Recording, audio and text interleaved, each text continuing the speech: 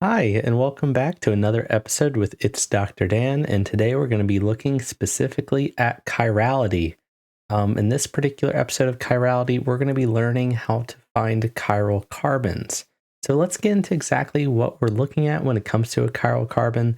The whole thing with chirality is that these are optical isomers, so they are stereoisomers. So it's all about how are they positioned in three-dimensional space, versus a constitutional isomer, which is just about how are you changing where branches go or substituents. So in order to do this, there's some quick little steps for us to be able to try to remember how to do this.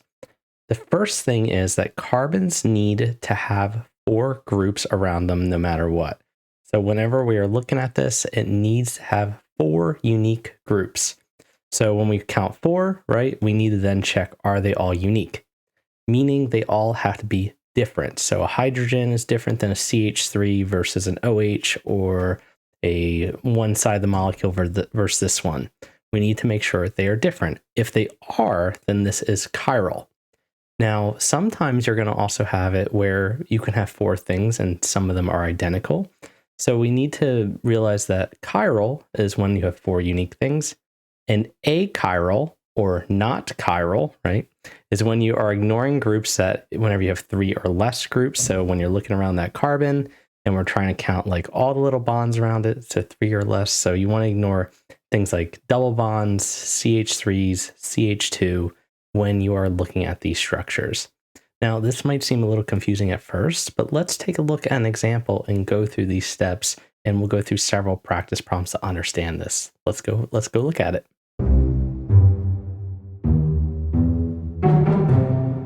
Let's identify the chiral centers, or chiral carbons, or stereocenters. There's several different words that are used to determine this. So if you remember, the first thing that we had to do is carbons need to have 4 different groups. So let's first try to identify those.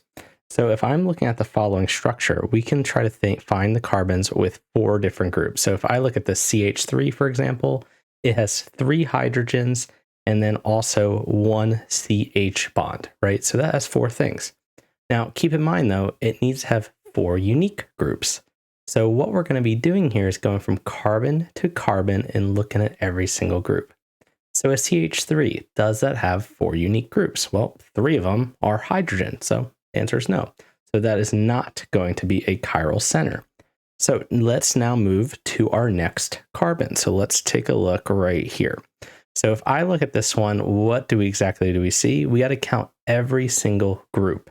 So what do I mean when I say that, right? Is that we're counting this chlorine here as a group, this hydrogen here as another group, the CH3, and then we are counting this entire side of the molecule as the other group.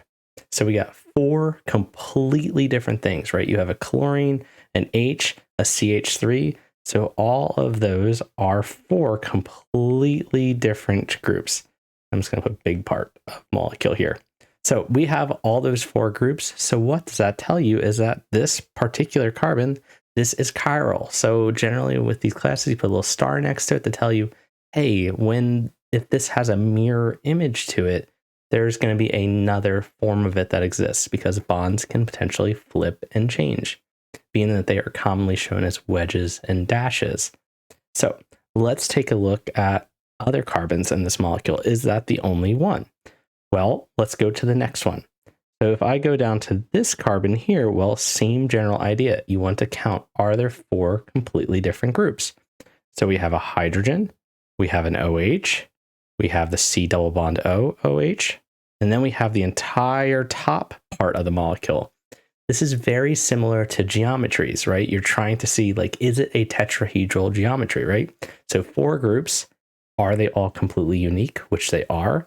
So what this tells you is that, hey, once again, we got another chiral center. Is this all the ones that we have? Well, let's try to take a look. So we have one more carbon we can look at right over here on the end.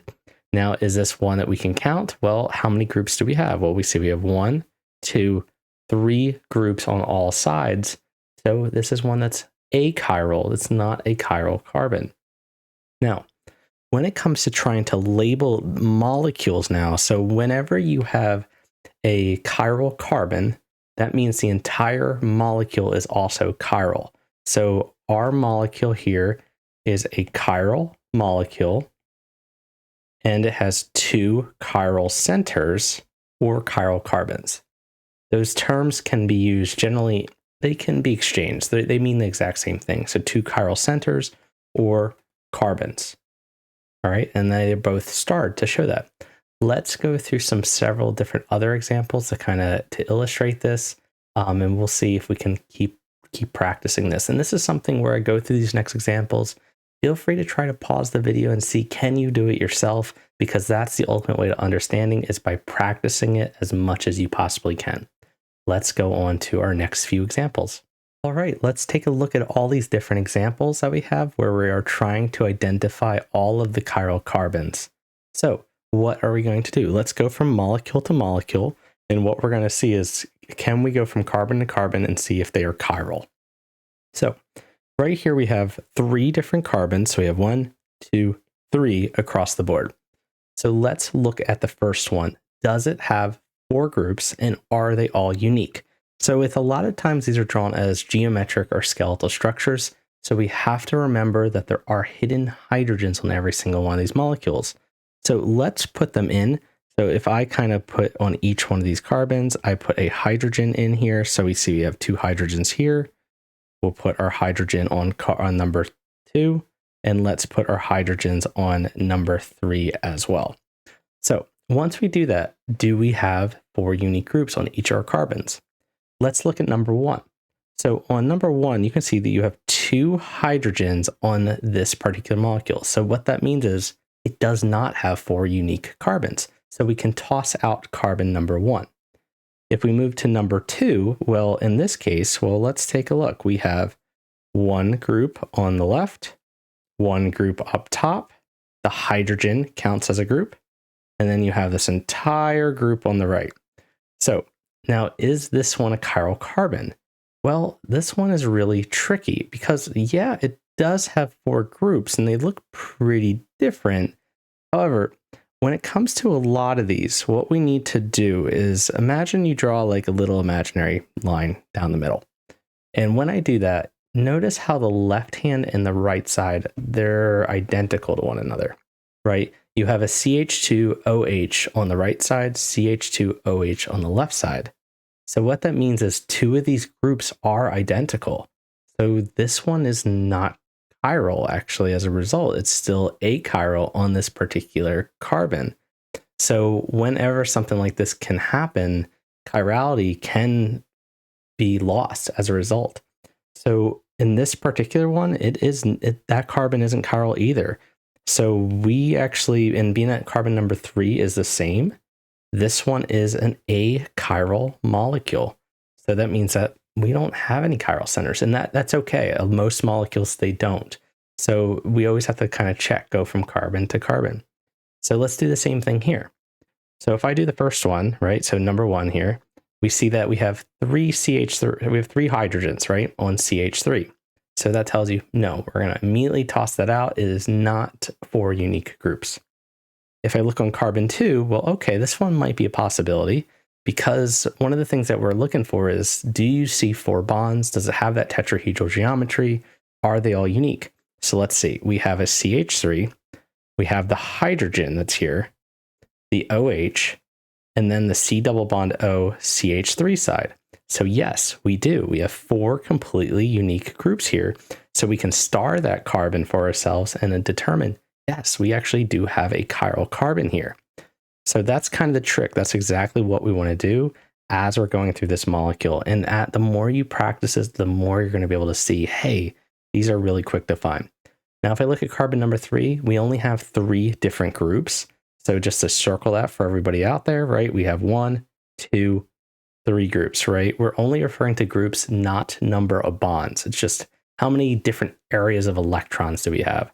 So when we have 3, it cannot be chiral. It needs to have that tetrahedral geometry. So we can toss that out.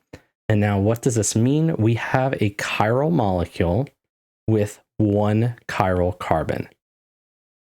All right, just like that, we will write that down for ourselves, that we do have this chiral structure. Let's go on to the next. So ring structures are a little different. The big thing about these is that you need to try to get an eye for finding different chiral groups. The shapes that you want to generally look for are whenever you see the carbon structure have that like Y shape, because it means it does have 4 groups. The fourth one is always hidden by a hydrogen, right? Whenever we do a geometric group, we assume that we have hydrogens. And we can show that here, right? We can fill in our structure. We can see, hey, this has a hydrogen here. This is a CH3. We can fill in all those things for yourself. And it's really good practice, especially if you're new to organic chemistry, is counting all of your chiral, not only your chiral, but all of your hydrogens as you're going through these structures. So we'll fill these in. We'll put all the hydrogens here. And this is something that gives us an idea of, okay, well, what kind of, where are my chiral carbons? Because we're filling in all those missing pieces. So let's take a look at our possible candidates. Now remember, if they have 2 or more hydrogens, toss them out. If it's a double bond, also we can toss it out. So the only 2 that are possible are this one here on the bottom and the one with the chlorine. Now let's see, are they chiral? Let's verify. So if we do the bottom one, what we can see is that we have a CH3, we have a hydrogen. Now remember from before, we got to check both sides of the molecule. So how exactly do I do that? Well, when it comes to this kind of structure, we want to once again try to draw an imaginary line right down the middle. And what we're trying to see is, are both sides of the molecule, are they the same? It's kind of like comparing heads and tails. Are they the same on the coin? So when I do that, right, I have one side here on the left, and then let's use another color, and I have a different side on the right. Now, are they the same? Well, on the right-hand side, we see that we have a chlorine. On the left-hand side, we have a double bond. So that tells you, yeah, both of them are very different. It's not like the first example, where, oh, they are identical. These are different. So this is a chiral carbon. This can stay. Now, we can do the exact same thing for the chlorine structure from before, where, hey, let's take a look at it. Let's try to circle all the groups. So we have a chlorine, we have a hydrogen. We're going to draw a little line right down the middle. And what we see is, oh, the top half has a double bond and the bottom half does not. So that star also can stay in the structure, that this is another chiral carbon. So this is chiral with 2 chiral carbons. Okay, so let's write that down. Chiral with 2 chiral carbons. All right, let's take a look at our last example here. Our second to last example. Now, what about this one? Well, same idea, right? We want to look for that triangle shape, try to look for 3 and 4 groups. So the first one that comes to mind is this one right here. Now, being it's the only one, all the rest have 2 hydrogens, right? So every single one of these have 2 hydrogens on each of them. So we don't have to worry about trying to consider whether or not they're chiral. But this one, on the other hand, it only has 1. So this is possible. Now, what about the 2 groups on both sides of the coin? Well, if I draw a little line here, well, what do we see? We have one side over here and then another side on the right. Are they the same? Well, we have CH2, CH2 on both sides, and they meet in the middle. They're identical. So what that tells you is that 2 of the groups are the same. So this is going to be an achiral molecule. So it's really good to be able to get that skill down. Symmetry. If you see a symmetrical molecule, it should raise a little red flag that, hey, double check it, because anything with symmetry, a lot of times it's not chiral because of that symmetrical look to it. It doesn't have that optical property.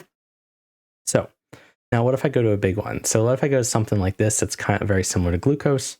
So if I have this, we got to go through the same idea as carbon to carbon. Now we can throw out a couple things quickly. If we look on here on this carbon on the far right, you see that C double bond O. So that tells you, oh, there's only 3 groups. So we know that's not going to be one. So let's put a little red X there. Not a choice. Same thing with the one on the far left. It has 2 CH2s. So also not quite one. Let's fill in the hydrogens for every other one in the middle of the chain, right? You see that all of these different ones, they all have one hydrogen, which is kind of the thing you're looking for. If you see that little tail of a hydrogen, that might tell you it's chiral. Not guaranteed, but most likely. So if we look at, let's say, the first one here on the left, well, what exactly are we doing? Well, we see we have one group here. We have the hydrogen, the OH, and then our other group is the whole entire side of the molecule here. That whole thing is a group. So what does that tell you? That, hey, this one is chiral. We have one chiral carbon, at least on this molecule. So the second you have one chiral carbon, now the whole molecule is chiral as well. So if we go to the next one, well, it's going to be the same general idea, right? You can see, hey, this one also has 4 groups. We have 1, 2, 3, and 4 groups. Oh, I had to put 4 on that side. Misdid it. So we have 1, 2, 3, right? The big group on here. And then we also have 4 groups on this side, right? We have 4 completely different things. So that is chiral. So what this is kind of getting to is that every single one of these molecules in the middle here are all chiral. So we have 3, 4, and 5 chiral centers. Okay, tips and tricks to spot chiral centers fast. A lot of times you have standardized tests that are timed, and you don't have maybe that time to count every single group. So the first thing you're always going to do is you're looking for the following pattern. In a lot of the geometric structures that we did earlier, you saw that triangle pattern.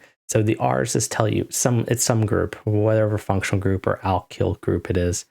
If you see that pattern, usually what that means is that the 4th group that's here is always that hydrogen tail.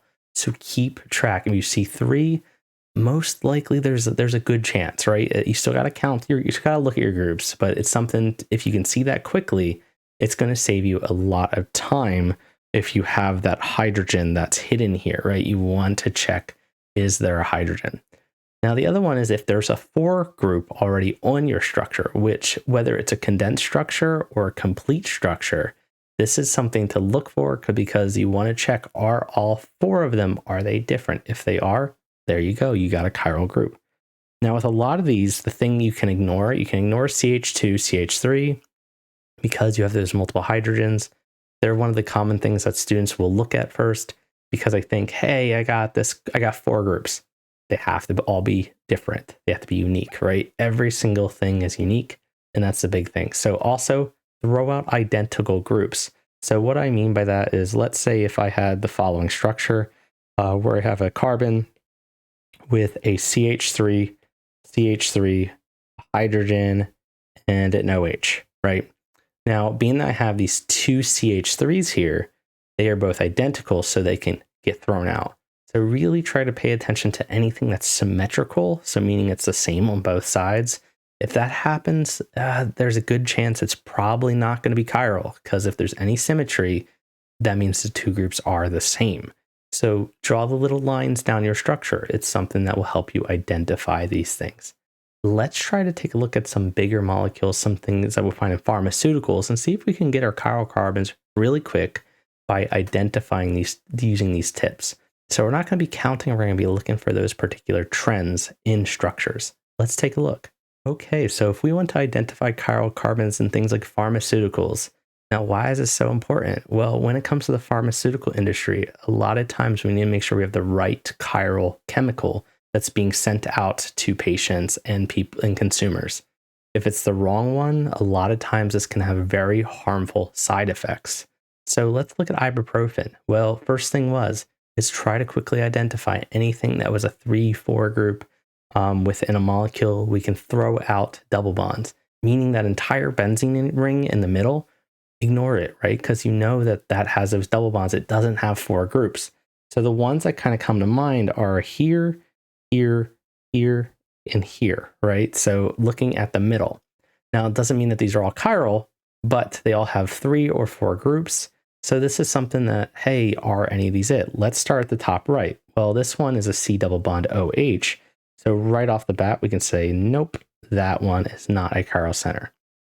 If we go to the next one, well, we see our carbon, and we can count our groups. So we have 1, 2, 3, and then we have the entire left side of the molecule, right? So those are 4 groups.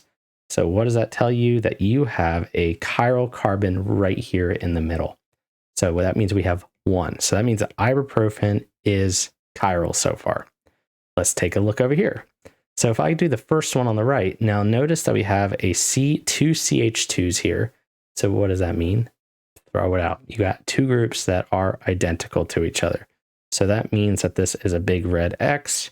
This one is not chiral.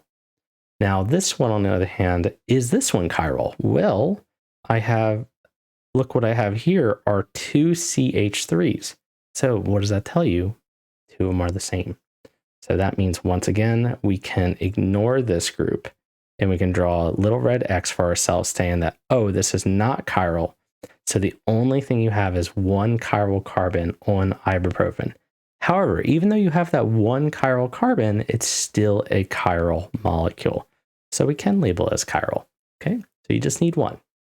Now let's look at naproxen. So naproxen is another really common drug that's used for pain relief. So once again, are there any 3? Look at those triangles. We can see the 2 benzene rings, right? So we can, or the 2 aromatic rings. So we can toss those out, right? That's not going to be a choice. We see on the end here, we have a CH3, that can go away. We also have another CH3 up here. But there is this one right here on the middle. It has that shape. So we can fill in the hydrogen. Is this a chiral carbon? Well, the answer is going to be yes. We have a CH3. We got this entire portion of the molecule on the right-hand side. We have the hydrogen, and then we have the entire ring structure that's over here, right? That's another side of the molecule. So you have 4 completely different colors, 4 different bonds. So this means that we have a chiral carbon in the middle of our structure. So that means that naproxen is chiral, and we have 1 chiral center. And that's something that we look for, because with naproxen, depending on which version you have, one of them will be a pain reliever, the other one's a liver toxin. So there could be huge, huge benefits to making sure we have the right one within our population. I hope that this video helped you and be able to better and understand your skills on how to figure out chiral carbons. Please feel free to rewatch and pause it and to share it to help other students.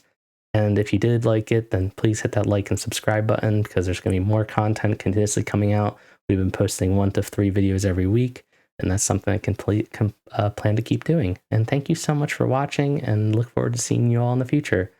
Bye now.